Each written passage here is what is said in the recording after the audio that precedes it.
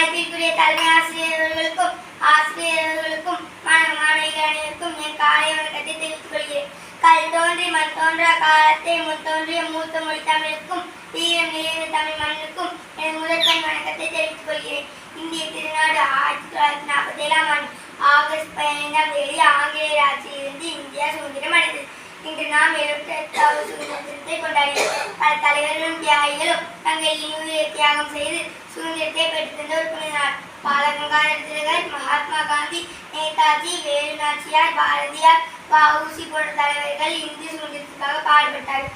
சுதந்திர போராட்ட தியாகிகளை நினைவு கூர்ந்து நன்றி செலுத்தும் நாளில் எல்லோரும் ஒரு குலம், எல்லோரும் ஒரு இனம், எல்லோரும் இந்நாட்டு மன்னர் என்று பாரதியின் வரிகளுக்கு ஏற்ப ஜாதி, மதம், இனம், மொழி என அனைத்தையும் மறந்து அனைவரும் ஒற்றுமையுடனே செயல்பட வேண்டும். உழைப்பாலும் உண்மையால் முயற்சி நாம் காப்போம், அதை நாடு அசைப்பார்க்கும் அளவிற்கு நம் தேசத்தை உயர்த்தி காப்போம் என்று கூறி என்னுடைய நிறைவு செய்கின்றேன். அனைவருக்கும்